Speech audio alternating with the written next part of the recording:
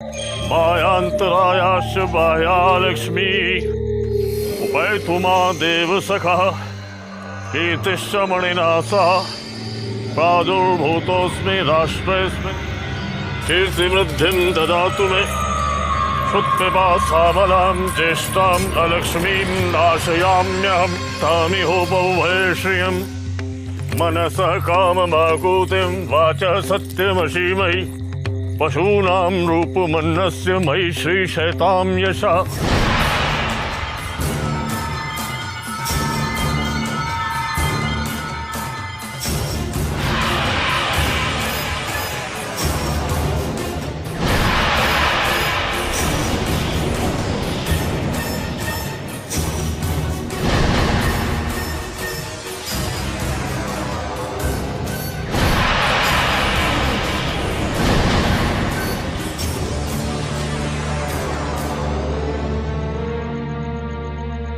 हमने जो कहा था वो सिद्ध हो चुका है महातांत्रिक। वो देखिए समाधि पर जीवन की आत्मा भी दूसरी आत्मा के साथ पहरा दे रही है। तुरंत ही वापस लौट जाने में भलाई है महातांत्रिक, वरना अनर्थ हो जाएगा। नहीं, हम ज्वाला की आत्मा के रहस्य को जाने बिना पीछे कदम नहीं हटा सकते। हमें छुप कर देखना होगा कि जीवन राम की आत्मा के साथ क्या कर रहा है। आओ।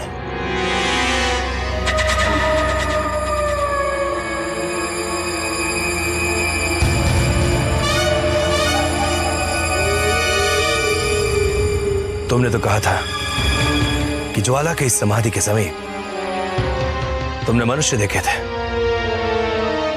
परंतु मुझे तो यहां कोई नहीं दिखाई दे रहा राम। मुझे लगता है जीवन के वो युवक और युवती कहीं जा चुके हैं, क्योंकि मैंने उन दोनों को उस फकीर के साथ इसी समाधि के समीप देखा था।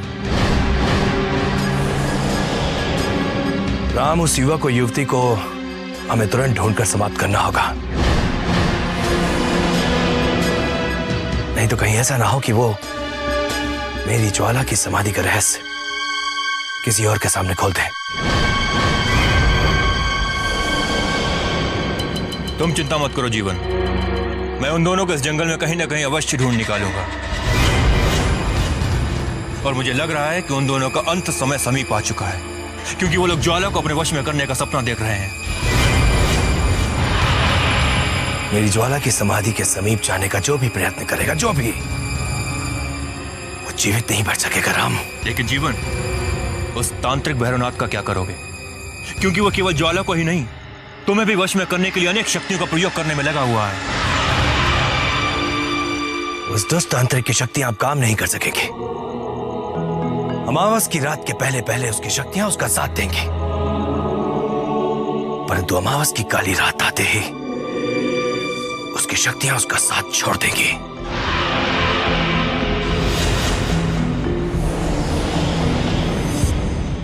परंतु जीवन, अमावस की रात में ऐसा क्या घटने वाला है जो उस तांत्रिक की शक्तियों का पतन कर देगा?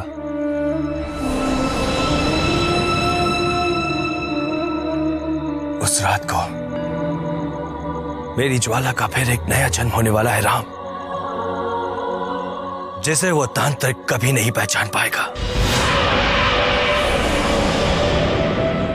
और ज्वाला नए रूप में आते ही अपने जहर से उस दुष्ट तांत्रिक भैरवनाथ को मौत के घाट उतार देगी, जिसने मुझे अपने मठ पर अपनी शक्तियों से बुलाने का दुस्साहस किया था।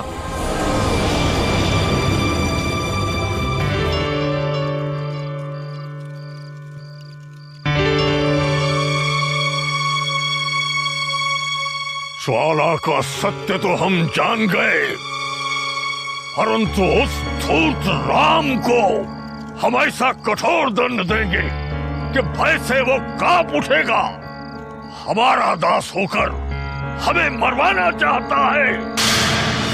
देखते हैं मृत्यु उसकी होती है या महातांत्रिक भैरवनाथ की, या अम्बा मधुकैटभ प्रवथनी, या माहिषोन्मूलनी।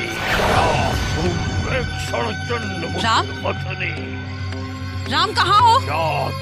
वो तांत्रिक हमें फिर अपनी ओर खींच रहा है। राम, वो हमें मठ में बुला रहा है। राम, कांचा कांचन सन्निभां हिमगिरि वृक्षश्चतुर्भिर्गजैर्हस्तोत्थित सा चंडी नवकोटि मूर्ति सहिता मां विश्वेश्वरी।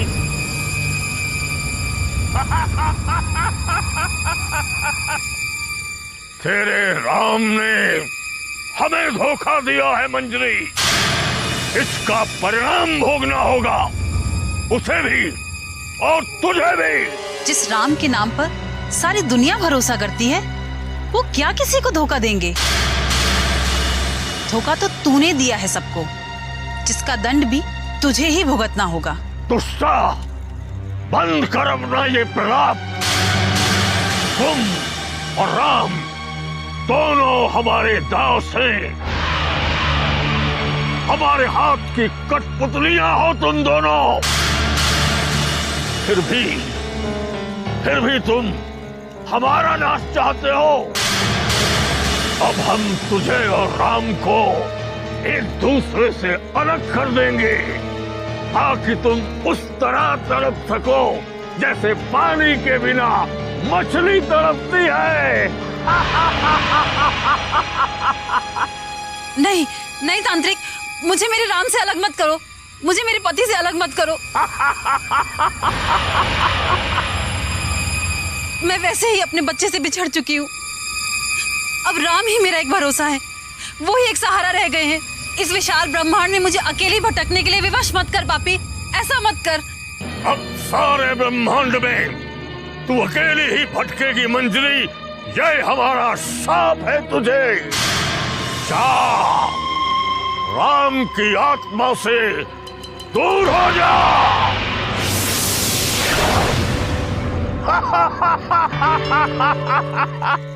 अब हमारे लिए क्या आदेश है गुरुदेव? प्रातःकाल ही हमें उस स्थान पर जाना है जहाँ ज्वाला की समाधि बनी है। किंतु समाधि पर जाने की क्या आवश्यकता है महातांत्रिक? अभी तो हम उसे देखकर आ रहे हैं। और वैसे भी यदि राम और जीवन की आत्माओं ने हमें देख लिया तो हमारे प्राण फिर से संकट में पड़ सकते हैं। नहीं, कोई आत्मा हमारा कुछ नहीं बिगाड़ पाएगी, क्योंकि आत्मा की शक्ति केवल रात्रि के समय कार्य करती है और दिन भर सारी आत्माएं विश्राम करती हैं। इसलिए हमें अवश्य वहां जाना है, जांचने और परखने के लिए। हमें विश्वास है कि दिन के समय जीवन की आत्मा कभी हमारे सम्मुख नहीं आएगी।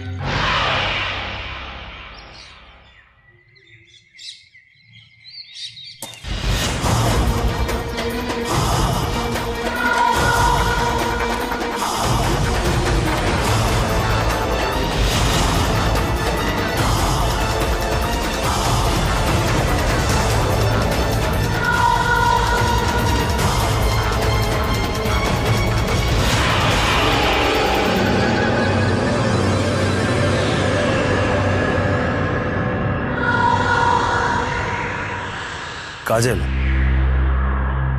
हमें किसने और कब जंगल के बीच ले जाकर के छोड़ दिया था?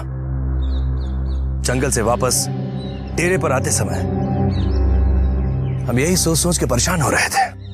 तो ये कोई नई कहानी नहीं है महाराज। आप हमेशा रात होते ही जंगलों में निकल जाते हैं और सुबह होते ही सब कुछ भूल जाते हैं। आपके इस अजीब व्यवहार ने हम सबका जीना मुश्किल कर रखा है। ये तुम क्या कह रही हो काजल? वही जो सत्य है। हमारा यहाँ आने का मकसद भी पूरा हो चुका है, फिर भी हम यहाँ क्यों इन जंगलों में भटक रहे हैं? ये ऐसा ही चलता रहा तो हम कभी भी महल वापस नहीं लौट पाएंगे। धैर्य रखो काजल, हम अतिशीघ्र ये जंगल छोड़ के चले जाएंगे। मगर मुझे ये असंभव सा लग रहा है महाराज, क्योंकि आपके मुंह को खून लग चुका है। आपने ही चुन्नी लाल की हत्या की, आपने ही करनैल सिंह को बेरहमी से मारा, आपने ही भूपेंद्र सिंह की जान ली। अपने ही रतन सिंह को बेदर्दी से मौत के घाट उतार दिया। हत्यारे हैं आप। नहीं, ये सब झूठ है और तुम हम पर झूठा आरोप लगा रही हो काजल। चुनारगढ़ के महाराज पर भला झूठा आरोप लगाने का साहस किसका हो सकता है महाराज? आप तो कई बार मेरी हत्या का भी प्रयास कर चुके हैं महाराज, मगर भाग्य ने आज तक मुझे आपके जहर से बचा कर रखा है। ये क्या कह रही हो तुम काजल? भला हमारे भीतर जहर कैसे हो सकता है? जहरीले नाग हैं आप। पता नहीं कब डस कर आप मेरी भी हत्या कर दें। पता नहीं कहां किस भंवर में फंस गई। पता नहीं अब मेरा क्या होगा।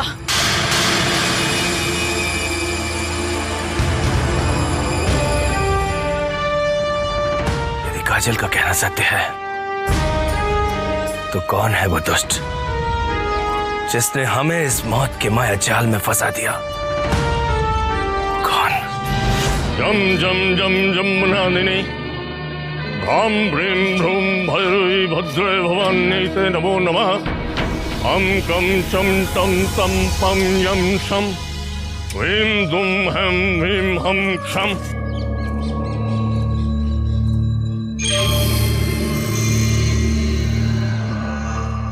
नमस्ते शुंभहंतै च निशुंभासुरघातिनि जागृतं हि महादेवी जपं सिद्धं कुरुष्व मे। ये तो वही सपेरा और सपेरन है जो हमें और क्रूर सिंह को तब मिले थे जब हम जंगलों में नागिन की तलाश कर रहे थे।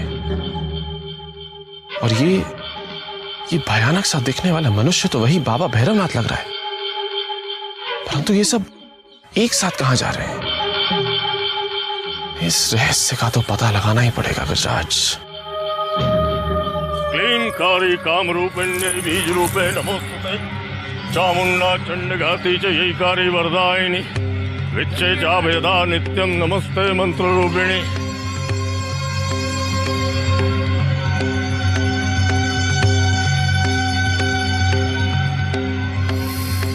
दीप्तं कुरु कुरु स्वाहा।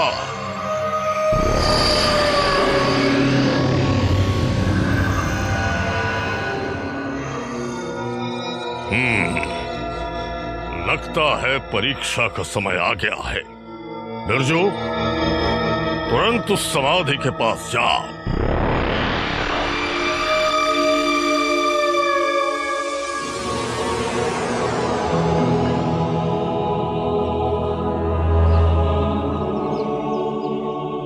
हम देखना चाहते हैं कि दिन के समय वहां कुछ हलचल होती है या नहीं। ज्वाला की कब्र के पास आप मुझे अकेले क्यों भेज रहे गुरुदेव? आप भी चलिए ना। भयभीत नहीं होना है, केवल आदेश का पालन करना है। दिन के समय आत्माएं कुछ नहीं बिगाड़ सकती, क्योंकि ये आत्माओं के विश्राम का समय होता है। जा वहां। चलिए।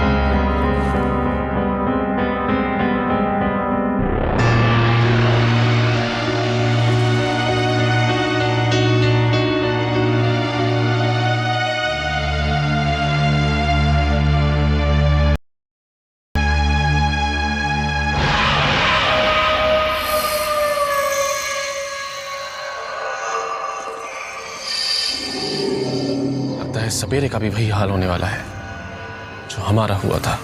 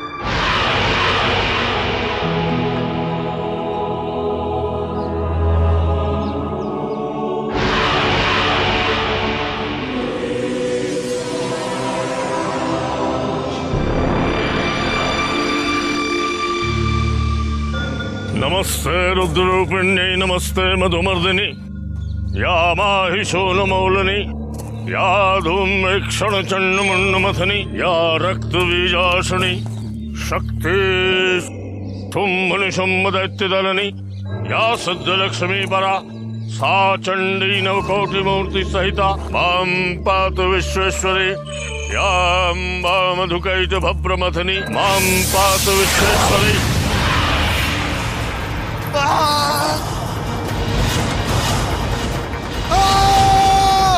पकड़ लिया महातांत्रिक, महातांत्रिक पकड़ लिया महातांत्रिक, भूमि महातांत्रिक मुझे अकेले छोड़ के मत जाओ भूमि।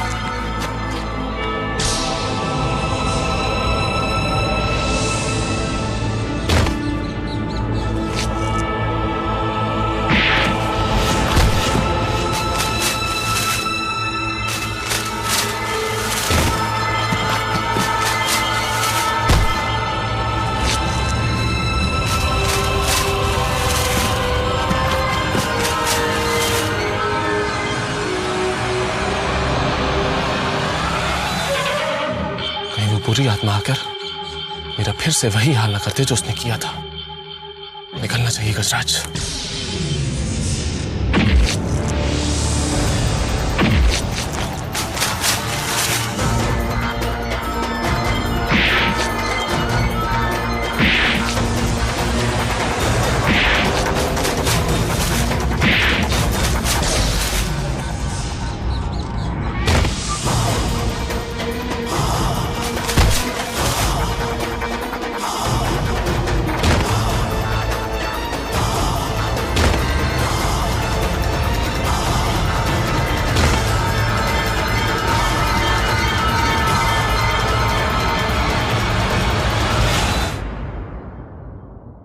में जो तेरी आंखों में मौत का खौफ नजर आ रहा है, क्या अब समाधि में दबे मुर्दे भी तुझे डराने लगे? शवों से खेलना तो हमारा पुराना शौक है मंगल सिंह, लेकिन आज हमने चुनारगढ़ के सम्राट का जो भयानक रूप देखा है वो अब तक हम भूल नहीं पाए हैं। वो वीरेंद्र सिंह यहीं कहीं आसपास भटक रहा है जो हमारे हाथों से बच निकला था। नहीं, वो भटक नहीं रहा है मंगल, बल्कि नाग की तरह फन उठाए समाधि के निकट ही खड़ा है। ध्यान रखना तुम्हारे कदम वहां न पड़ने पाए, अन्यथा तुम्हें भी हमारी तरह वहां से सर पर पैर रखकर भागना पड़ेगा। हम तुम्हारी तरह निर्बल और बुढ़े नहीं है जो उस वीरेंद्र सिंह से डर जाएंगे। इन्हीं हाथों ने उसको बंदी बनाया था। बहुत समय से मुझे उसकी तलाश है। आज वो बच के नहीं जाएगा। क्या बात कर रहे हो सरदार? जिस समाधि की बात ये तांत्रिक कर रहा है वो अत्यंत मायावी है और खतरनाक भी। मैं ये खतरा एक बार उठा चुका हूं। सुन लिया ना मंगल, क्या अब भी तुम में इतना धैर्य बचा है कि तुम उस समाधि के समीप जा सको? मंगल ने डरना नहीं सीखा है भैरवनाथ। मंगल की दहशत के सामने संसार की कोई शक्ति नहीं टिक सकती। वीरेंद्र सिंह किस खेत की मूली है? चलो साथियों।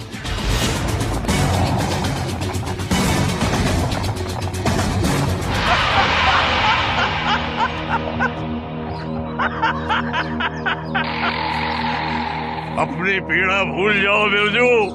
मंगल सिंह का हश्र तुमसे भी बुरा होने वाला है।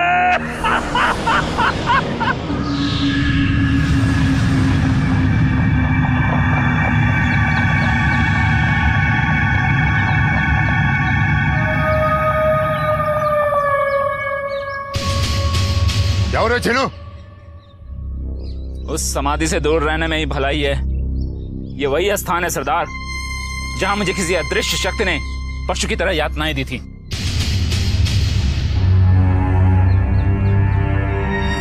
उस सोनी समाधि के समीप कोई नजर नहीं आ रहा है छेनू।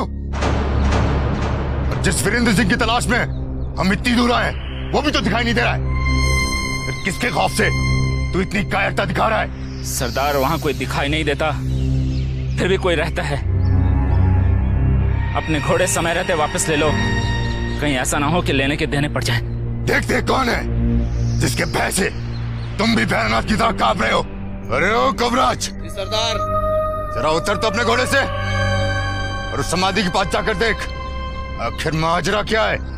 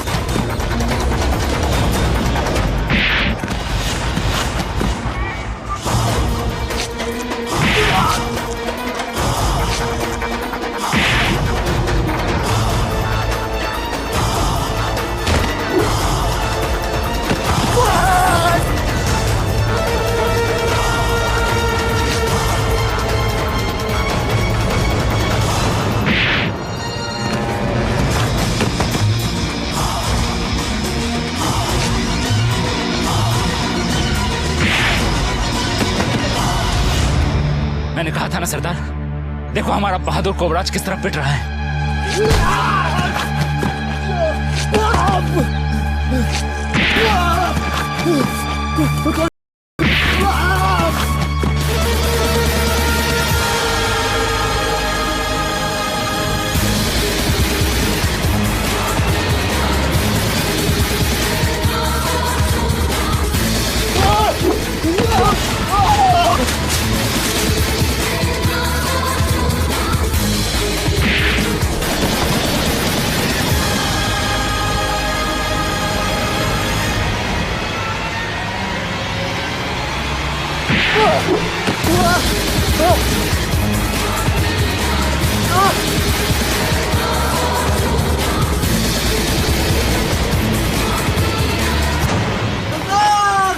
भाग चलो सरदार, इससे पहले कि वो अदृश्य शक्ति हमारे भी पीछे पड़ जाए।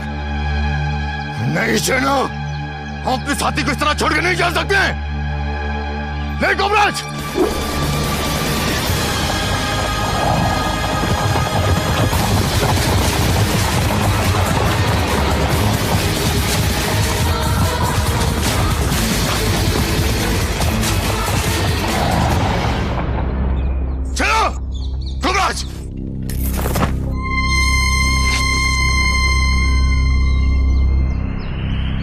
कोबराज, कोबराज, नहीं कोबराज, तुम हमें छोड़ के नहीं जा सकते। आंखें खोलो कोबराज, कोबराज!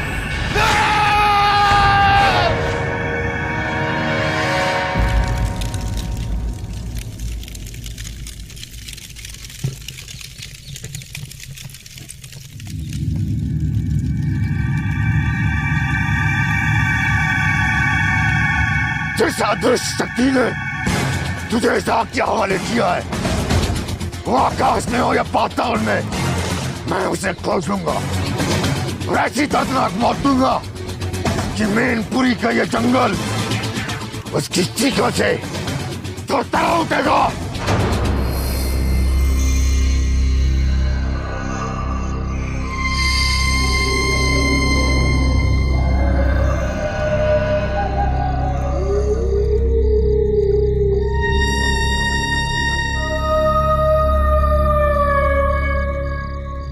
तुम्हारी और हमारे साथियों की आंखों में आंसू भरे हैं, जिसने कोबराज को हमसे छीना है, उसकी मौत का समय मुकर्रर हो चुका है। चलो जा उस चुकरिया को हमारे सामने पेश कर। हत्यारे वीरेंद्र सिंह का पता जानती है, मगर बताती नहीं।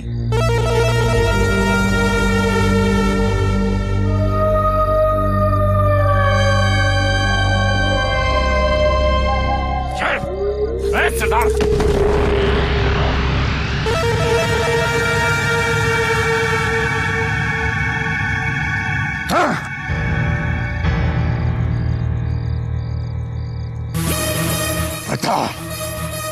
पता कहाँ मिलेगा वीरेंद्र सिंह? वीरेंद्र सिंह नहीं मंगल, महाराज वीरेंद्र सिंह कहो।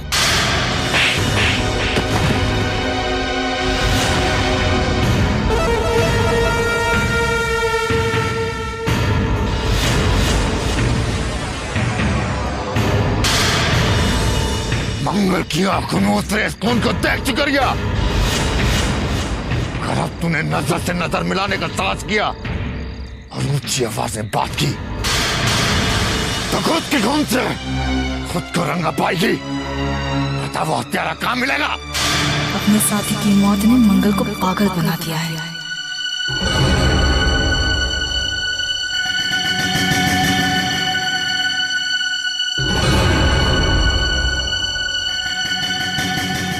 क्या हुआ? तेरी जुबान पे ताला क्यों लग गया? अभी भी तो खामोश है। बता वो हत्यारा वीरेंद्र सिंह कहाँ मिलेगा, जिसकी मौत मंगल की तलवार से लिखी है? मैं नहीं जानती। 1000 बार पूछोगे तब भी ये कहूंगी कि मैं नहीं जानती। तू बताएगी, तू जरूर बताएगी। जिस वीरेंद्र सिंह ने मेरी शादी की जान ली है, उसकी मौत तो मेरे हाथों लिखी है। और तेरा रक्त भी चढ़ेगा, उस मूर्ति पे चढ़ेगा, जो मूर्ति मुझे उस तिरस्मी खंजर तक पहुंचाएगी। समझी? चलो बांधने से चलो। जब तक जाने का समय आएगा तब ये हमारे काम आएगी। जीते जी तो तू हमारे किसी काम ना आ सकी, लेकिन मरकर जरूर आएगी। चल। मौत का साया तेरे समीप आ रहा है वीरेंद्र सिंह। तू जहाँ कहीं भी होगा, मंगल वहां पहुंच के तेरा जीवन समाप्त कर देगा। काजल, काजल,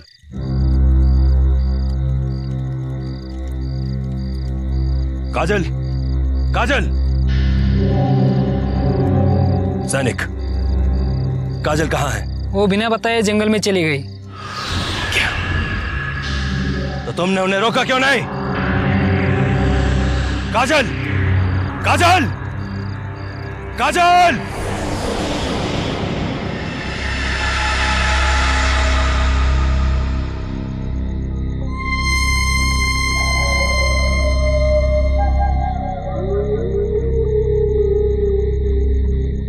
इस जंगल में पल पल घुट घुट कर मरने से अच्छा है एक ही बार में आत्महत्या करके प्राण त्याग दूं। मत रोकिए महाराज, मर जाने दीजिए मुझे। नहीं काजल, काजल यदि तुम्हें कुछ हो गया तो हम भी जीवित नहीं रह पाएंगे। नहीं महाराज, आप उस काजल के लिए अपने प्राण मत त्यागिए जो चुन्नीलाल के बहकावे में आकर आपके प्राण छीनने आई थी। क्या? हाँ महाराज, ये सत्य है। अपने भाई की मौत का बदला लेने के लिए चुन्नीलाल मुझे यहाँ मोहरा बनाकर लाया था। चंद सोने की अशर्फियों छोटी सी रियासत की रानी बनने के लालच ने उससे मेरा विवेक छीनकर मुझे स्वार्थी बना दिया था। जिसे हम मसीहा समझकर अपने साथ लाए थे, वो मौत का साया बनकर हमारे सिर पर मंडराएगी। तुम्हारा अपनापन, तुम्हारा प्यार, क्या सब एक दिखावा था? हाँ, वो सब ढोंग था। आपको तबाह करने की गहरी चाल थी, मगर ईश्वर ने चुन्नीलाल की वो चाल सफल नहीं होने दी और उसी को मौत का तोहफा मिल गया जो आपको मौत के घाट उतारना चाहता था। अब मुझे भी अपने किए का दंड भुगतना है महाराज। अपने पाप का प्रायश्चित करने के लिए मैं भी मौत को गले लगाना चाहती हूँ महाराज। अब मैं आपसे और इस दुनिया से बहुत दूर चले जाना चाहती हूँ महाराज।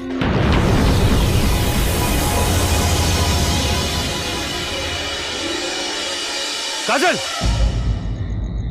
रुक जाओ काजल। पश्चाताप की अग्नि ने तुम्हारे मन के भीतर छुपे लालच के उस राक्षस को खत्म कर दिया है। लौटो काजल, हम तुम्हें क्षमा करते हैं। तुम्हारे सच ने हमारा मन जीत लिया है काजल। हम तुमसे प्रेम करते हैं और यदि तुम्हारे मन में भी हमारे लिए थोड़ा सा प्यार बचा है तो मौत को ठुकराकर हमारे पास आ जाओ काजल।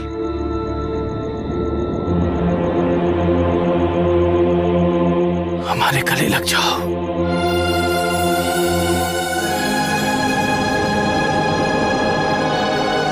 हमारी बाहों में समा जाओ।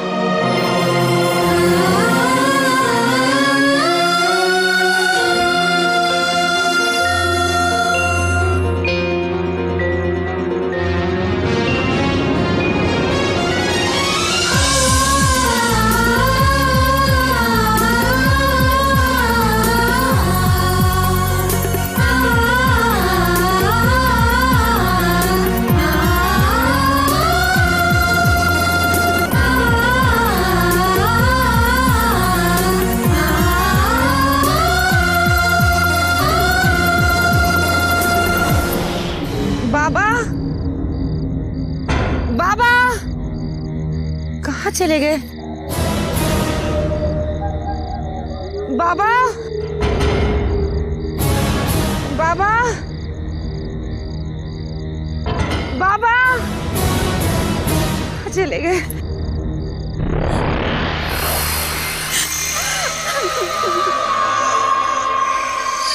कौन है?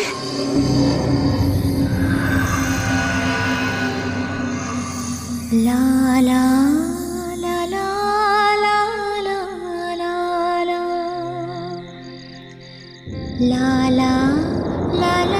केशव, मेरा बच्चा। केशव? कौन है जो मुन्ने को केशव केशव करके बुला रहा? और ये मुन्ना किसे देखकर इतना खुश हो रहा है? कौन है यहाँ?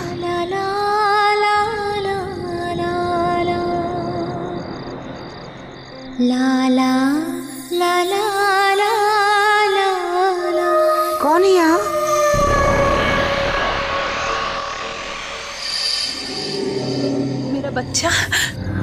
केशव,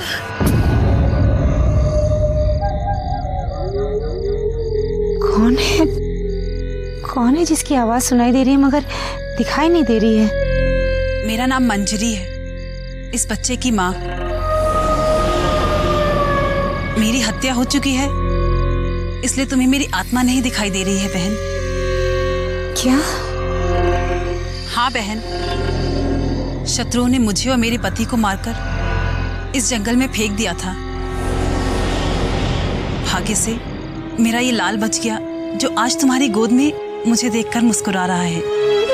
मैं गौरी हूँ। यदि तुम दिखाई देती, मैं तुम्हारी आंसू अवश्य पोंछती मंजरी। मगर तुम अपने इस बच्चे की चिंता कभी मत करना। मैं ऐसे माँ की ममता देकर पालूंगी और तुम्हारी कमी कभी नहीं खलने दूंगी।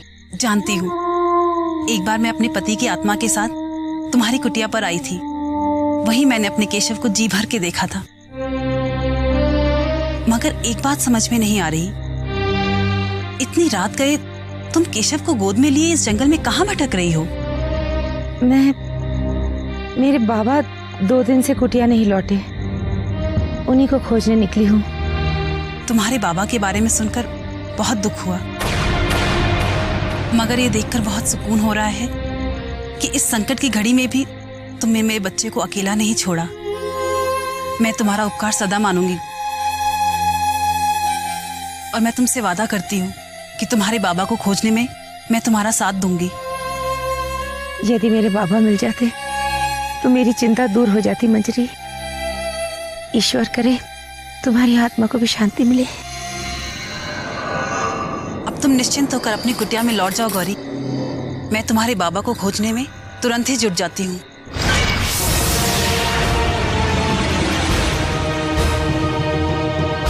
अब मुझे तुरंत लौट जाना चाहिए, कहीं मंजरी की इस आखिरी निशानी को किसी बुरी आत्मा की नजर न लग जाए।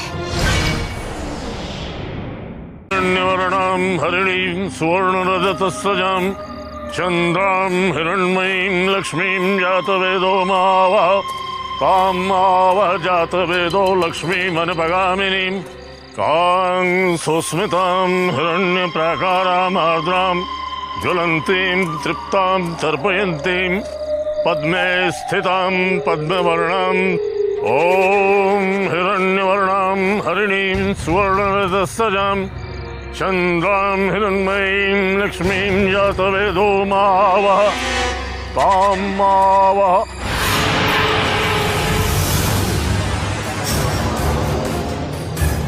कौन है वो? न मनुष्य दिखाई देता है और न दैत्य। हेलो,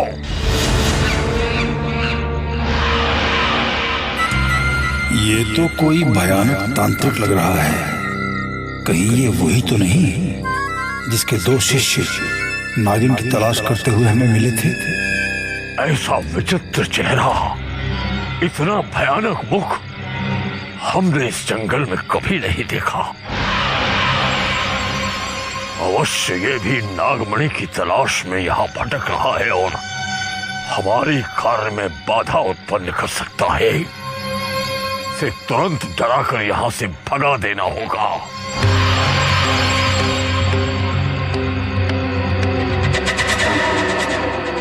कौन हो तुम? हम भी तुमसे यही प्रश्न पूछना चाहते हैं। वैसे दिखने में तो तुम कोई तांत्रिक लग रहे हो, परंतु रात्रि के इस प्रहर में इस जंगल में क्या कर रहे हो? हम तो मानवता के कल्याण के लिए कुछ शुभ कार्य करते हैं यहाँ, परंतु तुम किसकी तलाश में घूम रहे हो? हम अपने उस साथी की तलाश में न जाने कब से भटक रहे हैं, जो अचानक हमसे बिछुड़ गया। तुम्हारी तलाश अब उस शमशान में जाकर समाप्त होगी, जहाँ न जाने कितने मनुष्य राख के ढेर में बदल चुके हैं। ये क्या कह रहे हो तुम? वही जो कड़वा सत्य है।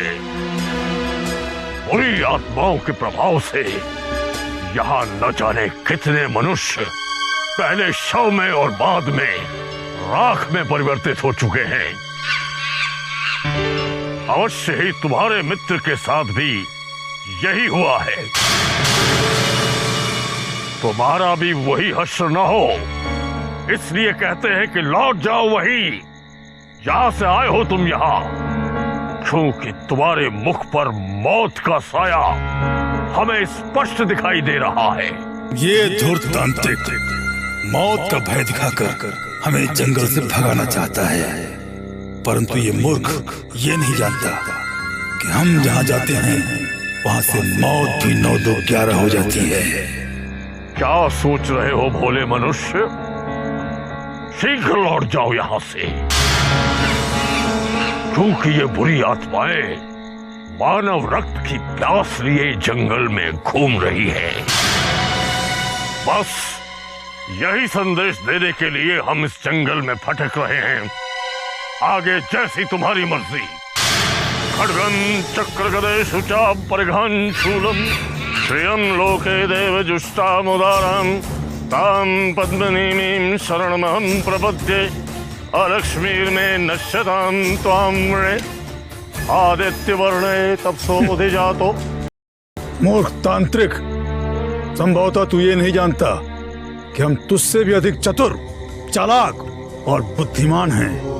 बस एक बार गजराज हमें मिल जाए, हम तुझे नागमणि के आसपास भी नहीं पहुंचने देंगे।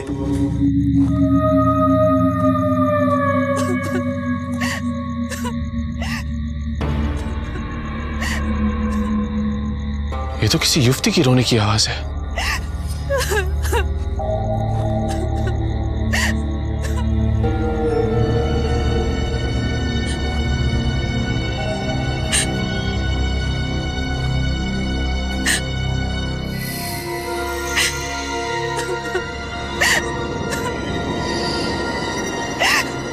कौन है ये सुंदर युवती जो अकेली बैठी सिसक सिसक के रो रही है?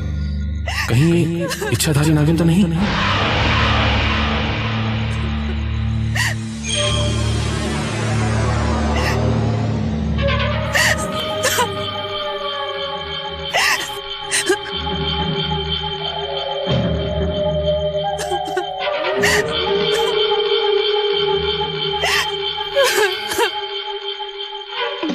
कौन हो तुम युवती?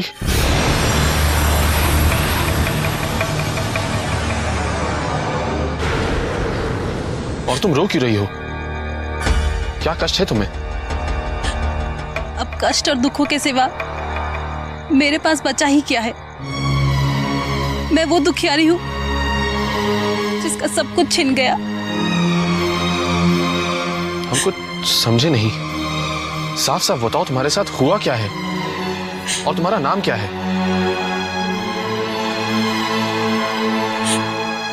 मेरा नाम मीरा है।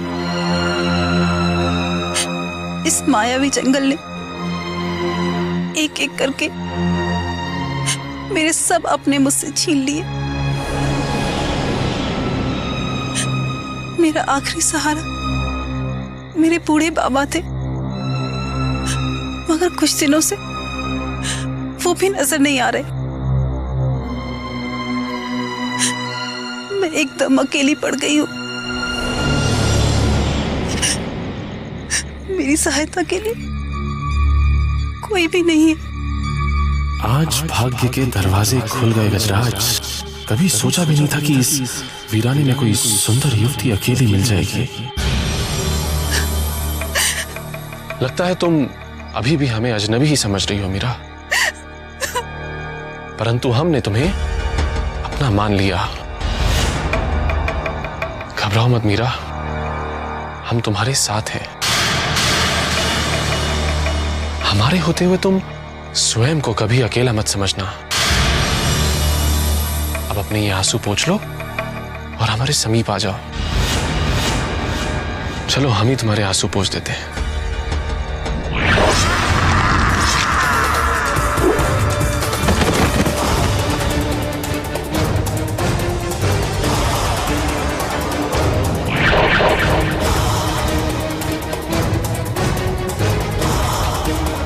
अब भागना चाहते हो दुष्ट?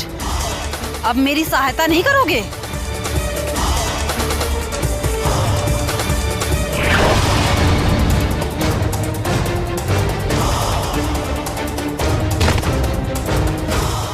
किसी अकेली युवती को अबला समझने की भूल मत करना, वरना जीवित नहीं बचोगे।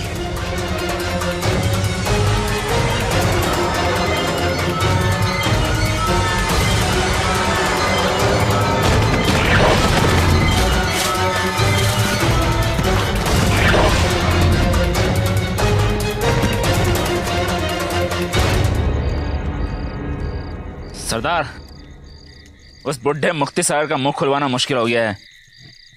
मैंने सारी तरकीबें आजमा ली, लेकिन वो बुढ़ा कुछ भी उगलने को तैयार नहीं।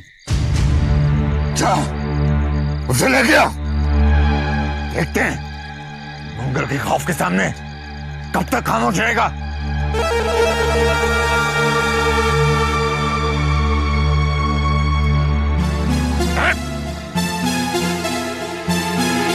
सरदार, क्या बुढ़ापे में तेरी मती मारी गई है? अभी भी तो सत्य को छुपा रहा है। मुक्ति सागर ने अपने लाभ के लिए अपने जीवन में कभी झूठ नहीं बोला। उस दिन जंगल में तू जो गड्ढा खोद रहा था, अवश्य उसमें कोई गहरा राज छुपा है जो तुम मुझे बताना नहीं चाहता है। बता बुड्ढे, नहीं तो इसका दर्द तेरी विधवा बेटी को भुगतना पड़ेगा। तेरी आंखों के सामने मैं उसको इतनी यातनाएं दूंगा कि तू बर्दाश्त नहीं कर पाएगा। तेरी ये इच्छा मेरे जीते जी पूरी नहीं होगी। और एक बात फिर सुन ले, इस बार कान खोल कर सुन ले कि वो खड्डा जो हम खोद रहे थे वो हमारी ही समाधि के लिए था, हमारी समाधि के लिए था।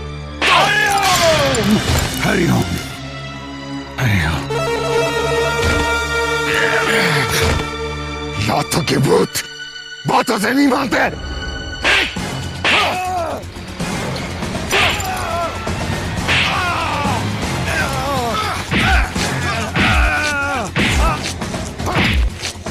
जब तक तू सत्य नहीं बताएगा बुड्ढे, तुझे मंगल के हाथों यातनाएं सहनी पड़ेंगी।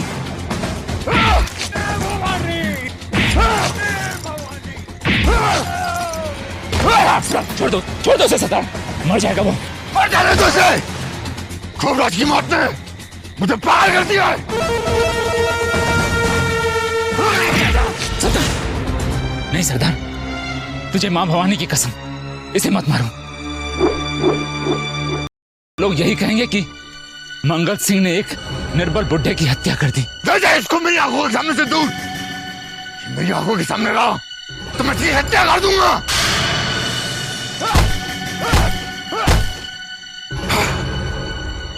नहीं छोड़ूंगा, नहीं छोड़ूंगा। उसकी हत्या का बदला मैं अवश्य लूंगा, मैं अवश्य लूंगा।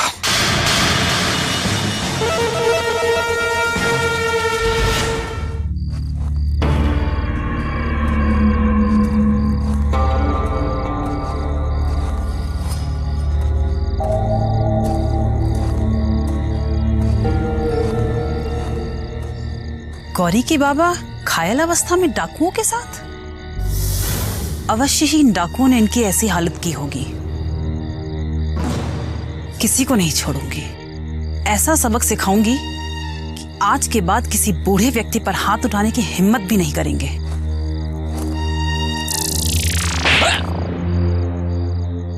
मारा क्यों? मैंने नहीं मारा। बोल, मैं क्यों मारा? हाँ? मैंने नहीं मारा।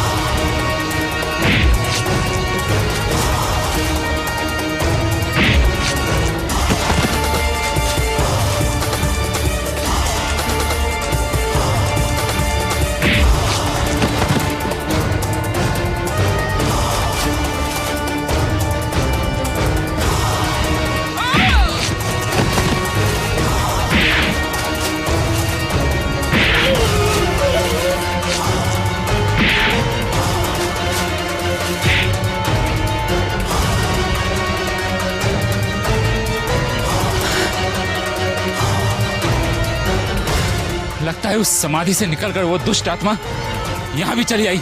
साथियों भागो!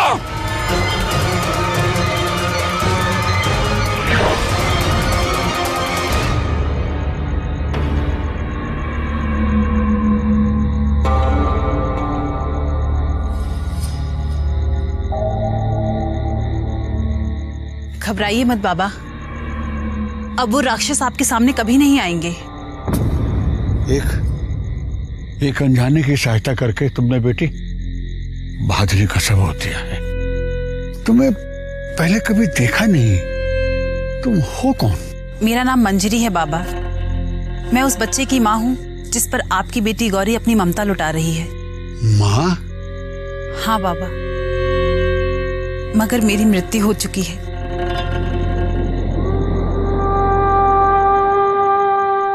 मेरी अदृश्य आत्मा गौरी और अपने केशव से भी मिल चुकी है।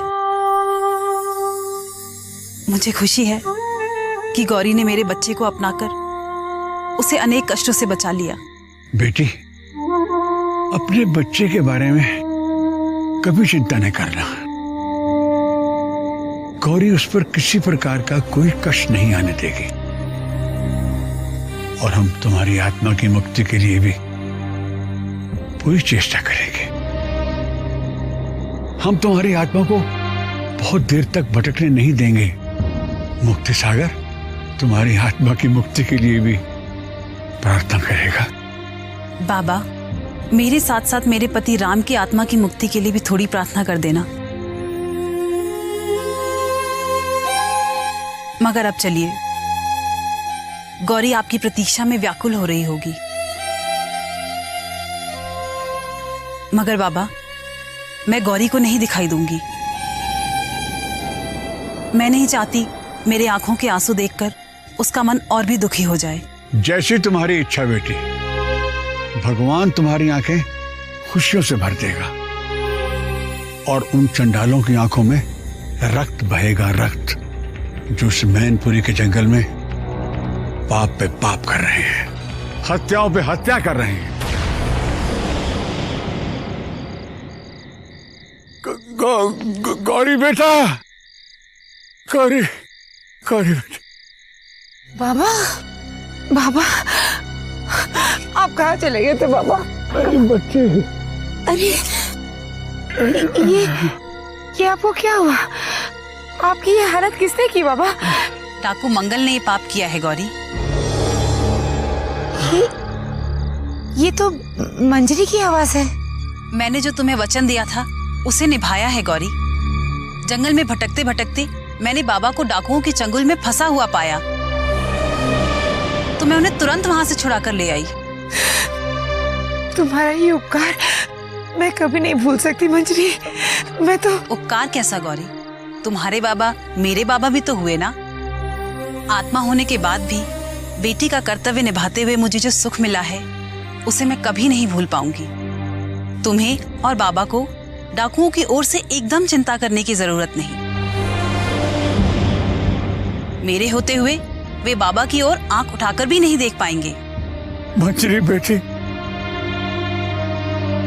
तुमने एक बेटी का स्नेह देकर मेरे अंदर वो भावना प्रकट कर दी कि मैं तुम्हें बहुत प्यार भरा आशीर्वाद दूं, जो तुम्हें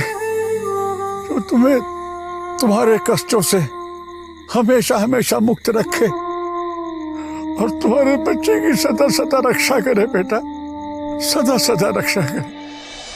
सरदार, सरदार, सरदार, सरदार, सरदार।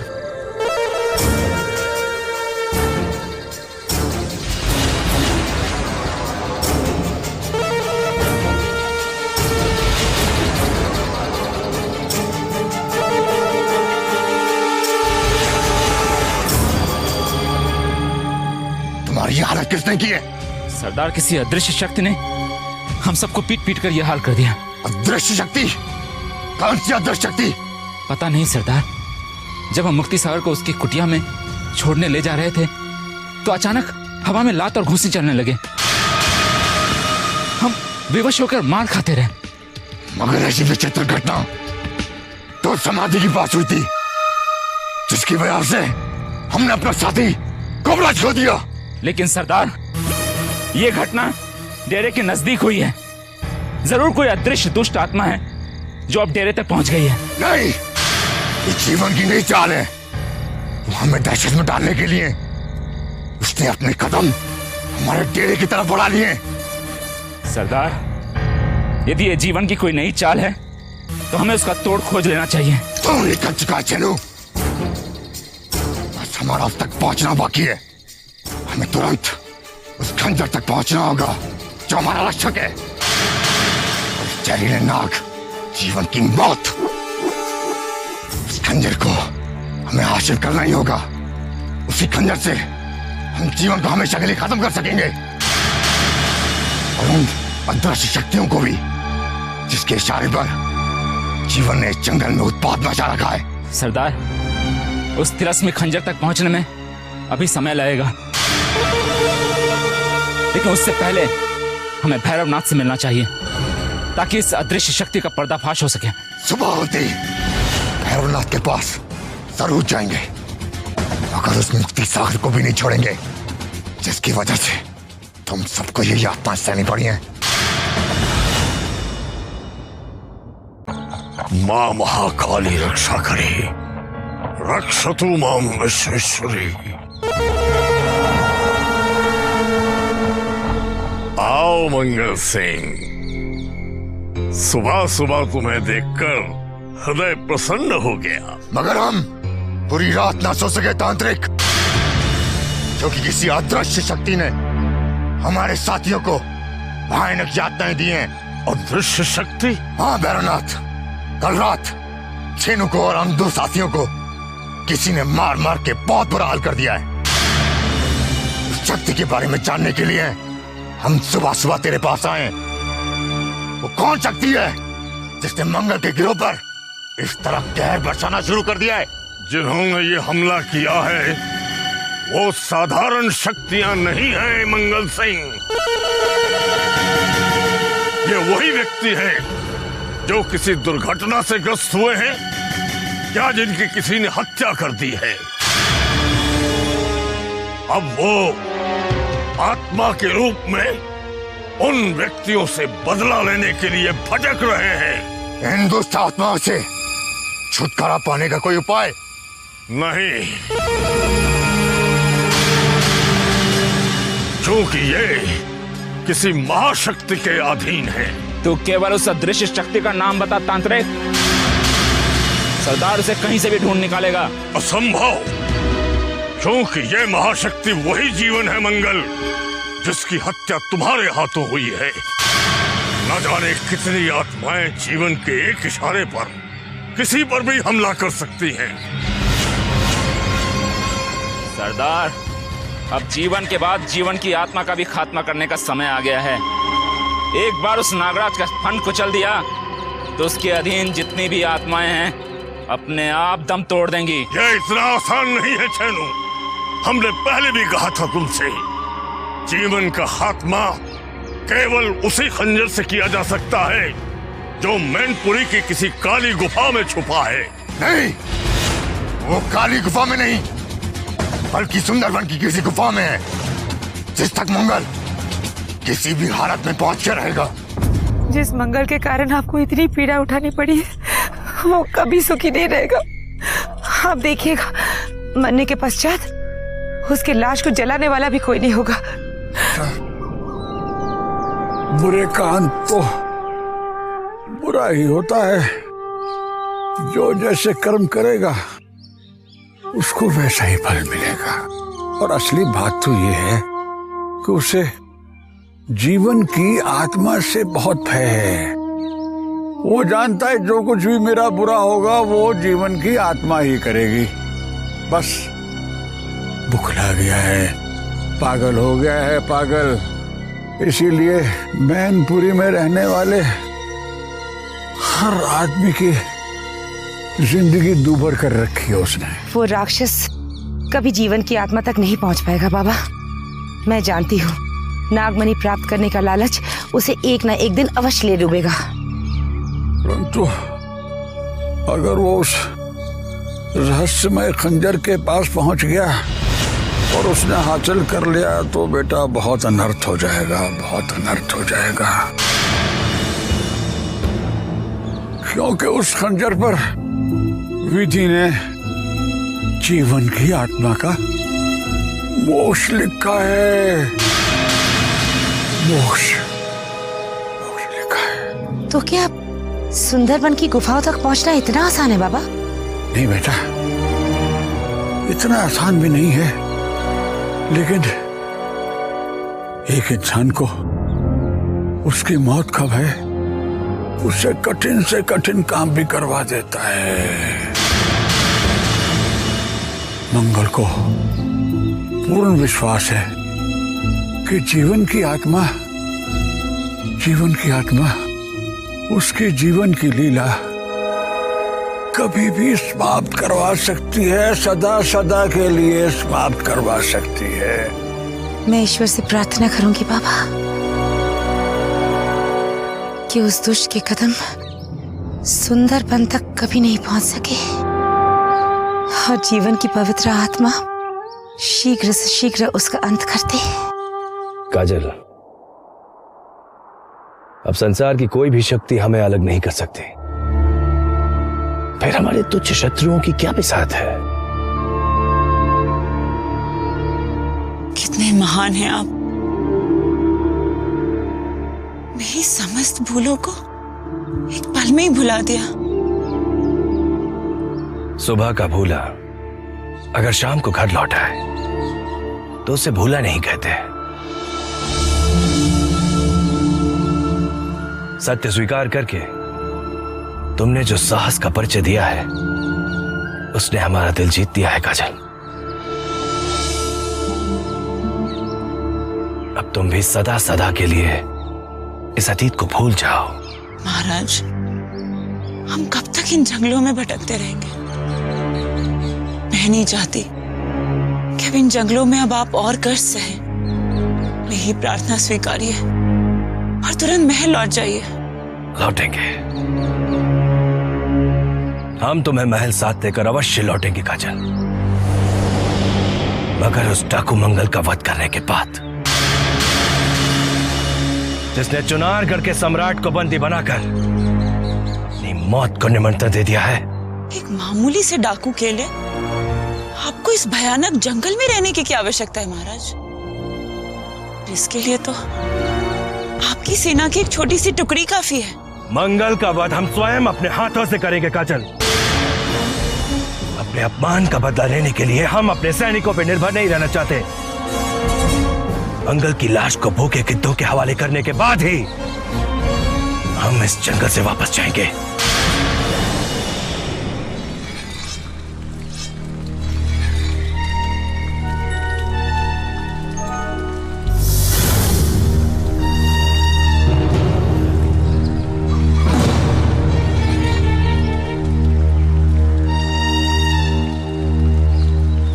सरदार, कहाँ गया था रे चीनो? शमशान घाट गया था सरदार। सुबह सुबह शमशान घाट? कि हमसे मार खाने के बाद मुक्ति सागर की मौत तो नहीं हो गई? नहीं सरदार, अपने कोबराज की अस्थियां लेने के लिए गया हुआ था ताकि उसे किसी नदी में विसर्जित किया जा सके।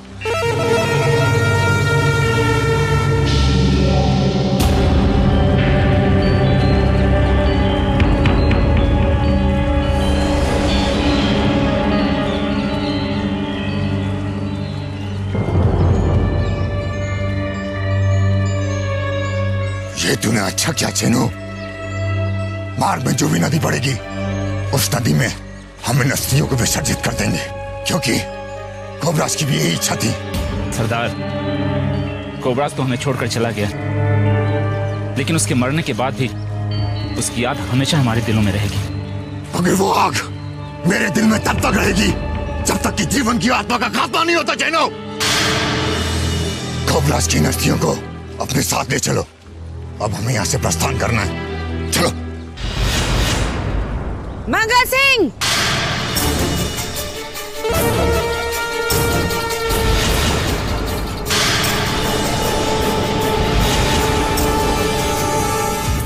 मंगल के ठिकाने पर आकर क्या अपने बाबा के जख्म गिनाने आई है?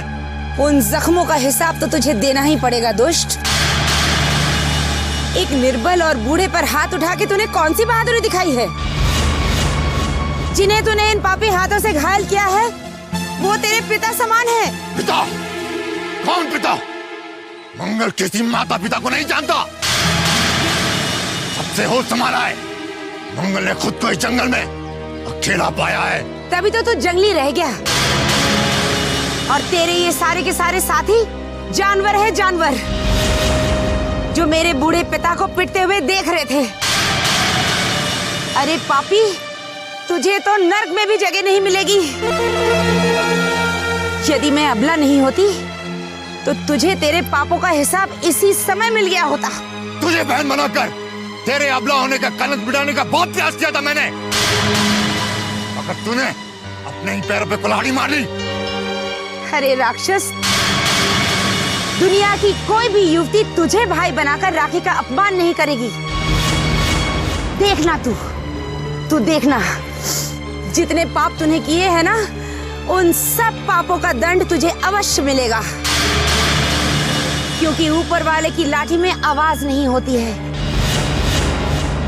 तेरे ये सारे साथी जिनके बलबूते पर तू डाके डालता है, हत्याएं करता है, उत्पात मचा रखता है, यही तुझे एक दिन तड़पा तड़पा कर मार डालेंगे। देखना तू। सरदार, मुफ्ती सागर की बेटी उसी की तरफ पागल हो गई है जो मंगल के साथियों पे इल्जाम लगा रही है, जो मंगल के लिए हर समय अपने जीवन की आहुति देने के लिए तैयार रहते हैं। गौरी और मुफ्ती सागर की बातों पे ध्यान मत दे चैनो, सिर्फ अपने साथी की आत्मा की शांति की प्रार्थना कर। चल।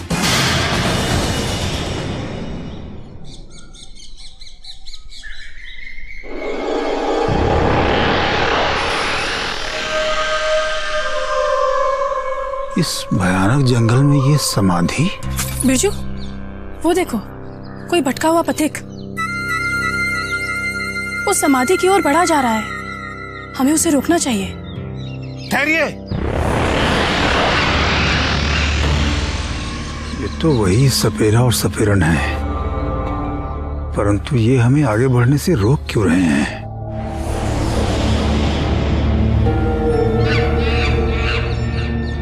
अरे, आप तो वही हैं जिनसे हमारी पहले भी भेंट हो चुकी है। हाँ, हमें याद है, परंतु हमें इस प्रकार टोक कर रोकने का कारण क्या है? हम आपको किसी संकट में पड़ते हुए नहीं देखना चाहते। जिस समाधि की ओर आप बढ़े जा रहे हैं, वहां आपके प्राण संकट में भी पड़ सकते हैं। इस जंगल में जब बड़े बड़े योद्धा महायोद्धा क्रूर सिंह का कुछ नहीं बिगाड़ सके,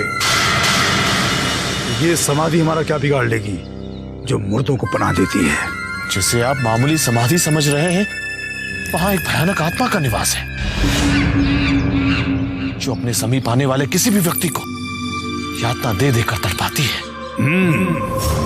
ऐसा प्रतीत होता है जैसे उस धूर्त तांत्रिक ने हमें फिर से डराने के लिए अपने शिष्यों को भेजा है।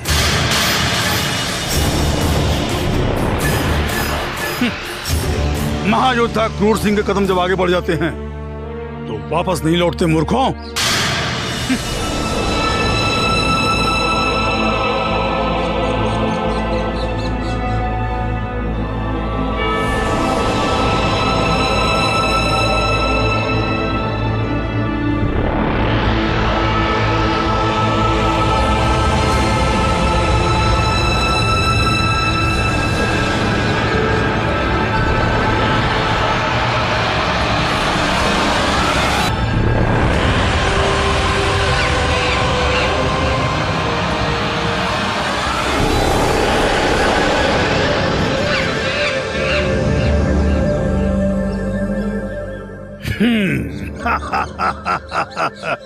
समाधि देखा महायोद्धा क्रूर सिंह की शक्ति।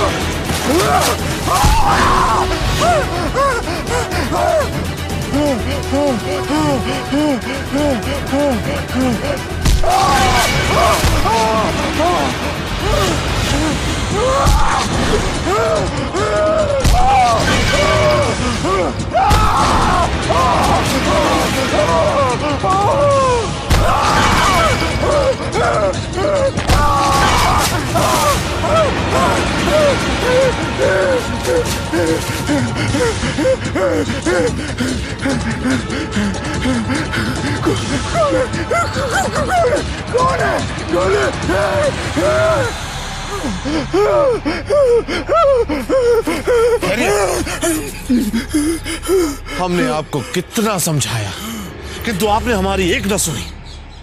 भुगत लिया ना उसका परिणाम। चलो भूमि।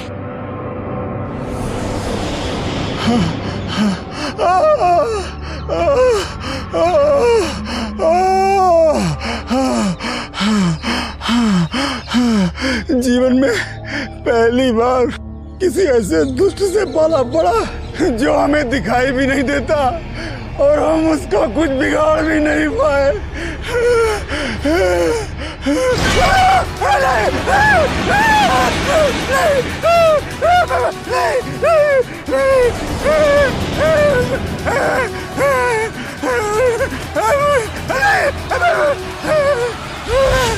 अल्लाह अल्लाह बोल रे बंदे, मौला मौला बोल। अल्लाह अल्लाह बोल रे बंदे, मौला मौला बोल। ऐ पगले इंसान दुखों से तू काहे घबराए। सुख दुख आनी जानी शह एक जाए एक आए। रख ईमान खुदा पे कायम, मत ईमान से डोल।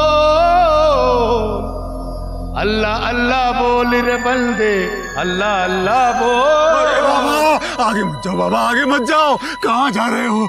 आगे मौत खड़ी है बाबा, मौत खड़ी है। फकीर के लिए जिंदगी क्या और मौत क्या। लेकिन तुम्हारे साथ ऐसा क्या हो गया जो तुम इतना घबराए हुए हो मुसाफिर? बाबा बाबा आगे वहां पर एक भयानक समाधि है जहाँ कोई दिखाई नहीं देता, परंतु यदि कोई वहां जाता है तो मार मार कर उसका बुरा हाल कर देता है। यदि तुम्हारे कदम वहां पड़ गए तो तुम्हारा हश्र तो हमसे भी बुरा करेगा वो। मुझ में और तुझ में उतना ही फर्क है जितना इस जमीन और उस आसमान में है कि तू इंसान होकर भी शैतानों के काम करता है।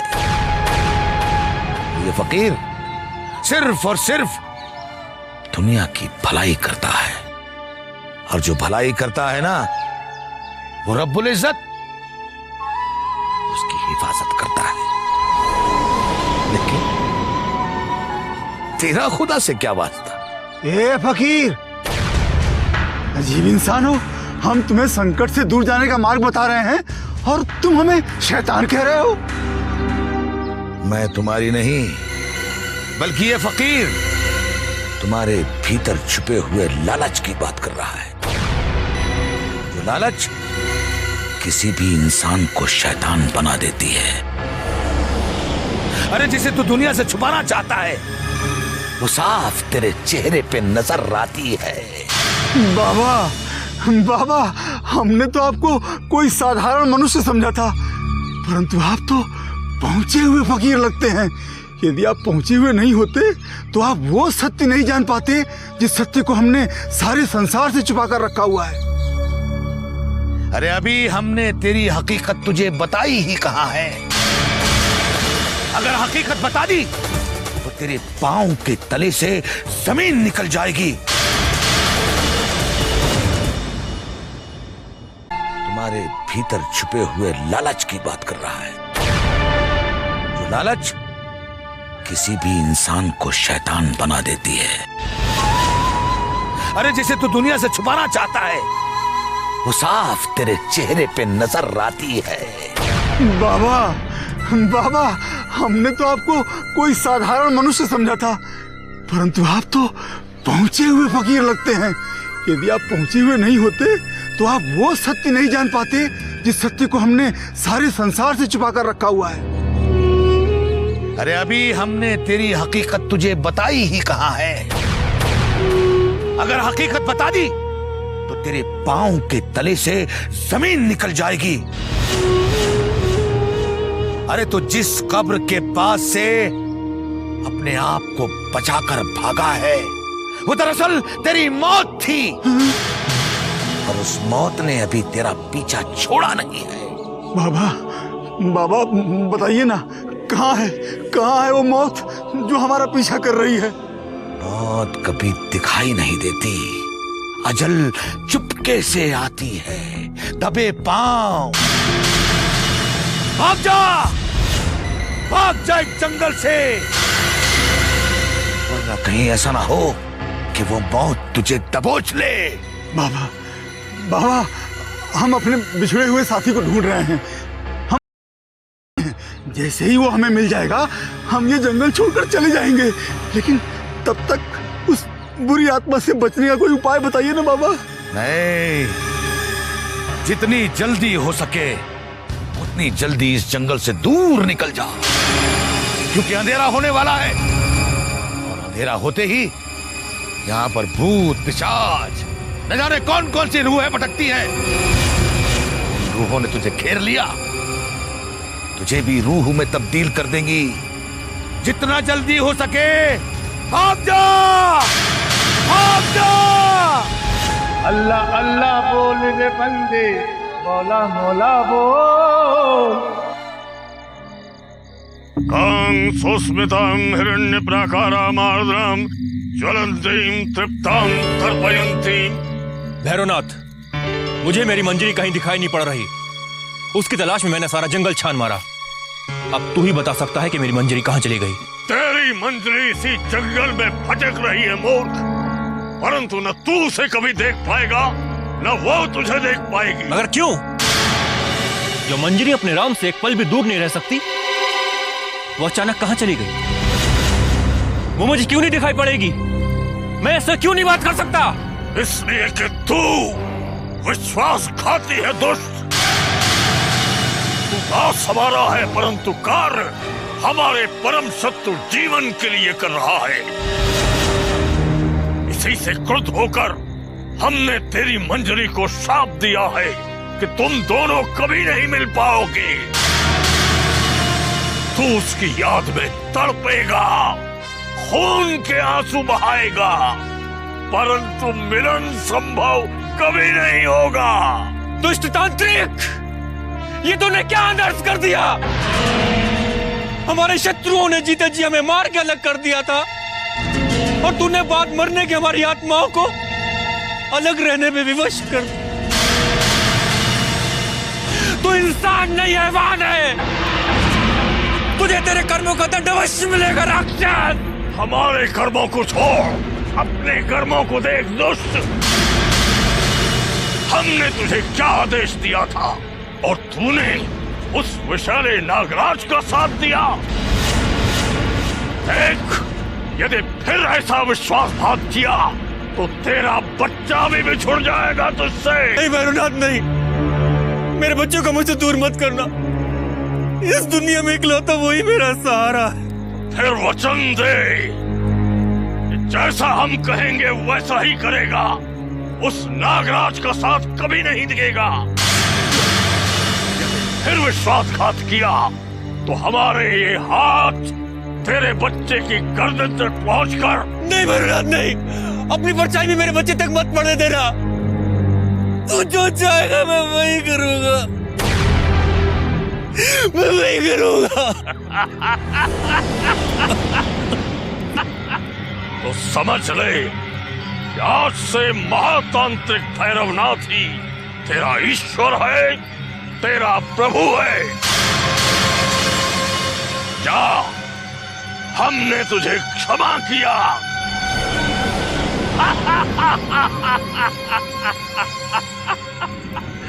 ज्वलंतीं तृप्तां तर्पयन्तीं। मुझे क्षमा कर देना जीवन। अपने बच्चे के प्राण बचाने के लिए मुझे इस दुष्ट के कहने पर न जाने क्या क्या अनिष्ट करने पड़ेंगे। मुझे माफ कर देना।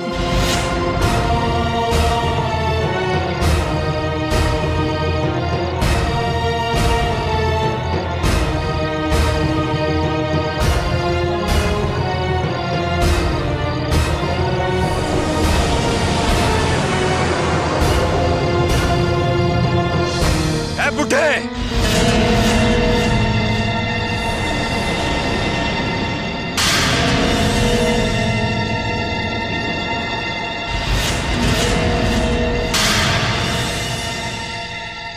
मैं अपना बच्चा तेरी कुटिया के द्वार पर छोड़ गया था।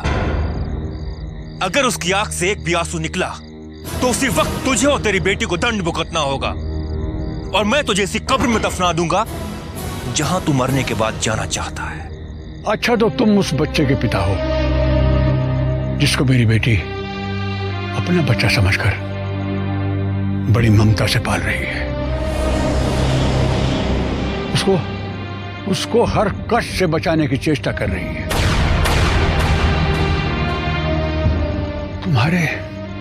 तुम्हारे हृदय में उसके लिए ये विचार है? खामोश रहे बुढ़े, जितना कहा है उतना सुन,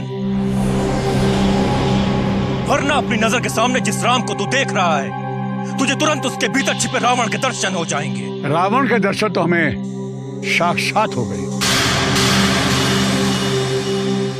हमारा सोचना था कि शरीर के साथ घमंड, नफरत, लालच, लालसा सब जल जाता है, परंतु ये हमारा भ्रम था। सच्चाई तो हमारे सामने खड़ी है। मरने के बाद भी जो अहंकार से भरा हुआ है। मृत्यु से पहले मुझे भी यही भ्रम था कि शरीर से आत्मा निकलते ही सभी कष्टों का अंत हो जाता है, लेकिन नहीं, मृत्यु के बाद भी नए दुखों, नए कष्टों की शुरुआत होती है, जिसे मैं भुगत रहा हूं। सच्चाई तो बेटा इसी बात में है कि कर्मों का फल भुगते बगैर आत्मा को भी मुक्ति नहीं मिलती। फल भुगतने पड़ते हैं, हर हालत में भुगतने पड़ते हैं। मनुष्य के रूप में जो तुमने कर्म किए हैं, उसके फल तुम्हारी आत्मा अब भुगत रही है। यही ईश्वर की इच्छा है। कौन ईश्वर? कैसा ईश्वर? मैं किसी ईश्वर, किसी भगवान को नहीं मानता। अगर उस भगवान का अस्तित्व होता तो वो मेरी और मेरी पत्नी की हत्या होते हुए नहीं देखता, मुझसे मेरा बच्चा अलग होते हुए नहीं देखता। काश मेरे माता पिता ने मेरा नाम राम नहीं रावण रखा होता, तो मैं ऐसे आत्मा बनकर नहीं भटकता, बल्कि उन लोगों को इस धरती से उठा देता जिन्होंने मुझसे मेरे बच्चे और मेरी पत्नी को अलग कर दिया।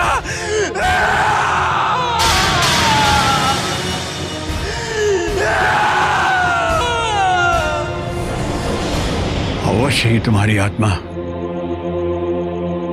किसी संकट में पड़ी हुई है, अन्यथा तुम भगवान की राह छोड़कर शैतान की राह पर न चलते।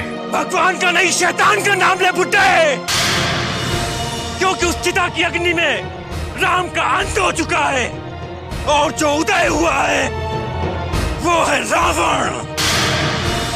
जा रहा हूं मैं, लेकिन याद रखना, अगर मेरे बच्चे के मुख पर चिंता की जरा सी भी लकीर आई तो तेरा और तेरी बेटी का अंत निश्चित है।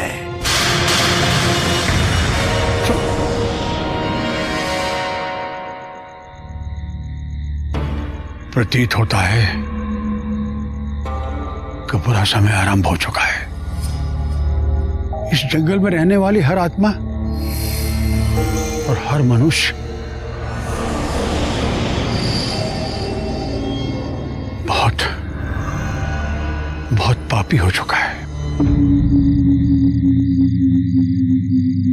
संग्राम सिंह जी, ये तो कोई समाधि लगती है।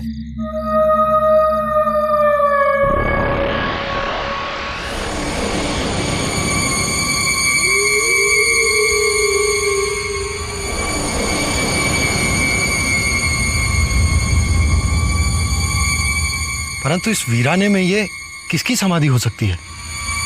युवराज, हमें उस समाधि के बारे में जानकर क्या करना है? हमें केवल अपना ध्यान युवराज आनंद को खोजने में लगाना चाहिए। परंतु हमें हमारी उत्सुकता शांत करने के लिए उस समाधि के समीप जाकर देखना होगा। नहीं युवराज, आगे मत बढ़िए। रात के समय किसी समाधि के पास जाना मौत के मुंह में जाने के समान है। यदि वो सोई हुई आत्मा जग गई तो हम किसी नए संकट में पड़ सकते हैं। आप जानते नहीं हैं पहले से ही हम कितने संकटों से घिरे हुए हैं। परंतु जो मर चुका है वो किसी का क्या बिगाड़ेगा संग्राम सिंह जी?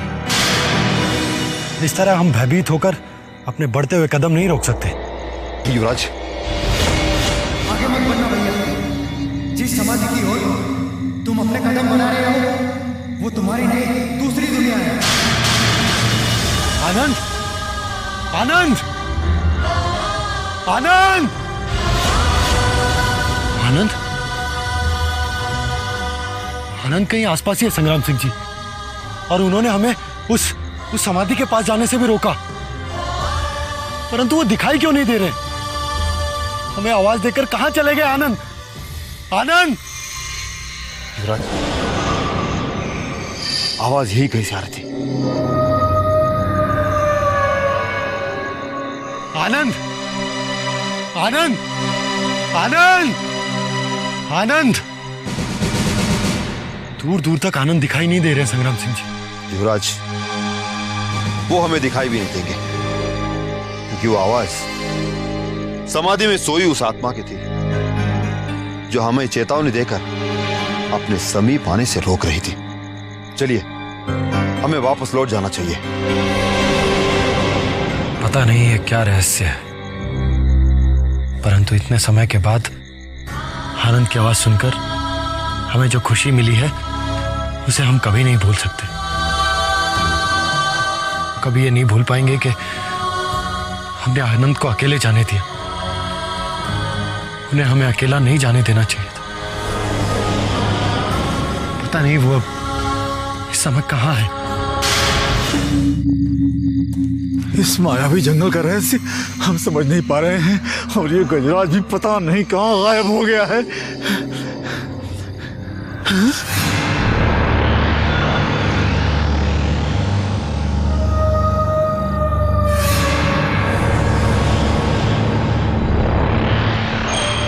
लाश,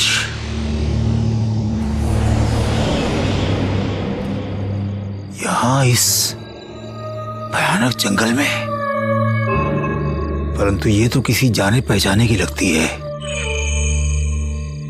निकट चल के देखना चाहिए, कहीं गजराज सिंह की तो नहीं।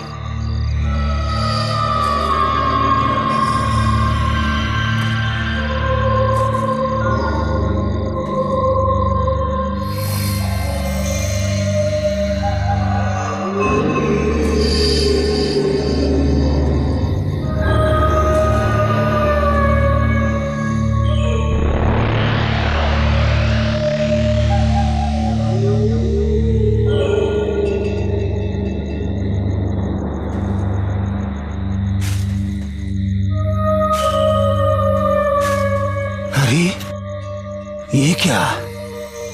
ये तो चुनारगढ़ के युवराज आनंद सिंह की लाश है। परंतु इसकी हत्या किसने कर दी? हमें क्या लेना देना, हम चलते हैं।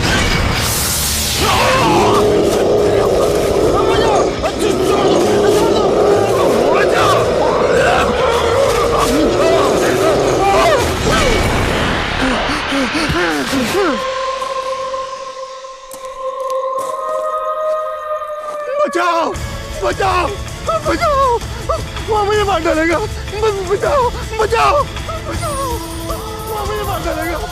बचाओ। ये क्या? ये तो क्रूर सिंह है। मार डालेगा मुझे। बचाओ बचाओ बचाओ। क्रूर सिंह, कौन है? क्रूर सिंह, मुझे मत क्रूर सिंह, मैं हूँ। मारो, मुझे मत मारो। पहचान लो मुझे क्रूर सिंह। गजराज। हाँ तुम तो गजराज हो। गजराज तुम कहाँ चले गए थे गजराज? तुमसे बिछुड़ के देखो मेरा क्या हाल हो गया है गजराज। मौत मेरे पीछे खड़ी है गजराज। वो मुझे कभी भी मार देगी और मैं मरना नहीं चाहता गजराज। मौत? कहाँ है मौत क्रूर सिंह? यहाँ तो दूर दूर तक कोई नहीं दिखाई दे रहा। नहीं गजराज नहीं, वो हमारे समीप आ सकता है। तुम परेशान मत हो, हमारे होते कोई तुम्हारे समीप भी नहीं आ सकता। युवराज आनंद सिंह की लाश कभी भी आकर हम दोनों का कंठ दबा सकती है गजराज। हमें बचा लो गजराज, हम मरना नहीं चाहते। हमें बचा लो। नारगढ़ के युवराज की लाश कहाँ देखी तुमने क्रूर सिंह? वही समीप ही युवराज आनंद सिंह की लाश पड़ी है, परंतु उसके हाथ जिंदा है गजराज।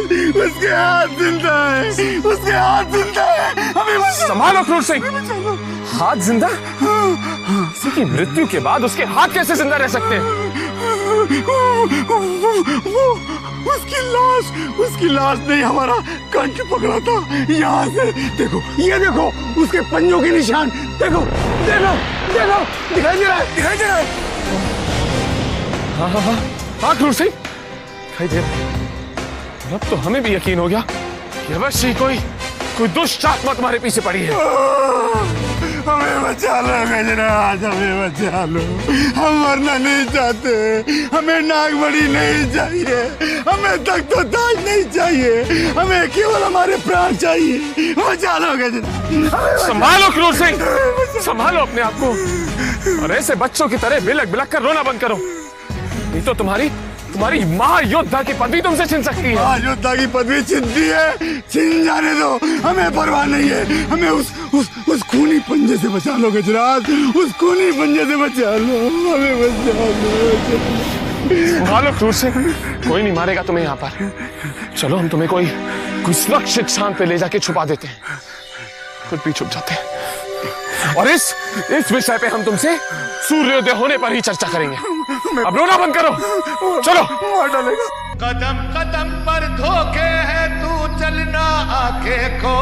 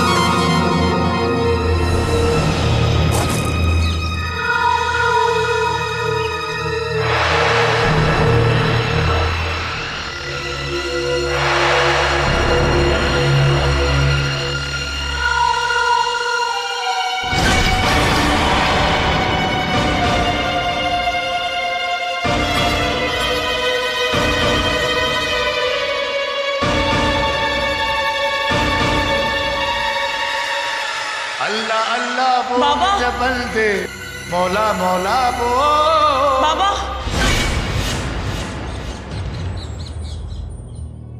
तो फिर इस फकीर के सामने आ गई। जब तक आप पूरी बात नहीं बताएंगे मेरा मन शांत नहीं होगा बाबा। क्या जानना चाहती है इस फकीर से? मेरा वो भविष्य जो आपकी दिव्य दृष्टि ने देख लिया है। तेरे आने वाले कल के रास्ते में मुझे सिर्फ खून ही खून दिखाई देता है।